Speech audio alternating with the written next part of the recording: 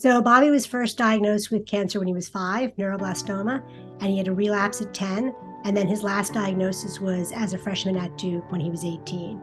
And he entered Duke with such optimism. You know, he had a terrific high school career, tried all sorts of things, pushed himself to the limits in the spirit of never being done. And Duke was such an important moment in his life. It highlighted in a big way the gaps that do exist between the pediatric population, the adult population. His last 18 months, the full immersion with DCI ignited for him and therefore us of focusing in on areas that need great attention: fertility, peer-to-peer counseling, peer-to-peer connection. This is not just another round of chemo. These have tertiary or collateral implications that are beyond what we've been exposed to. And it really opened our eyes to the level of emotional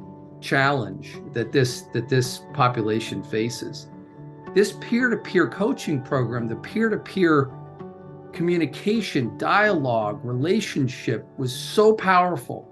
And that's why you look at those two pillar programs for us with Duke, fertility and the peer-to-peer coaching program, are so meaningful.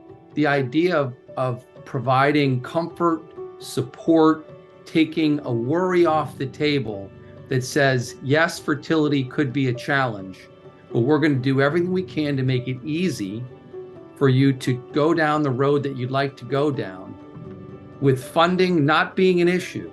The amount of support and love that came his way when he was diagnosed, only after a few months of knowing these people, was really eye-opening to all of us and impactful.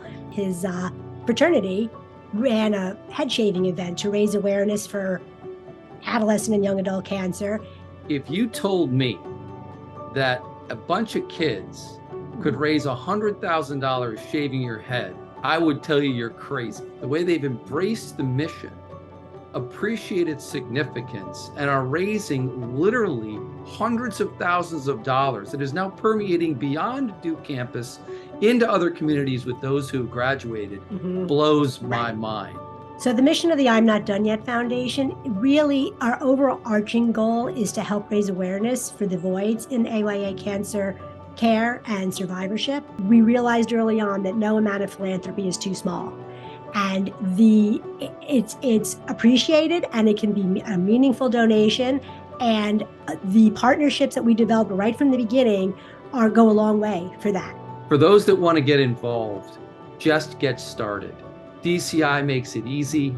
DCI makes it rewarding. Another dimension to DCI that we have to acknowledge is their willingness to be open to new ideas and collaborate around new ideas. And one area in particular, the Supportive Care and Survivorship Program led by Cheyenne Corbett is an extremely important growth area for the DCI. I'd be remiss if I didn't bring up the opportunity for partnerships, for collaboration, ideation. The DCI is just fabulous at embracing thoughts and building on them.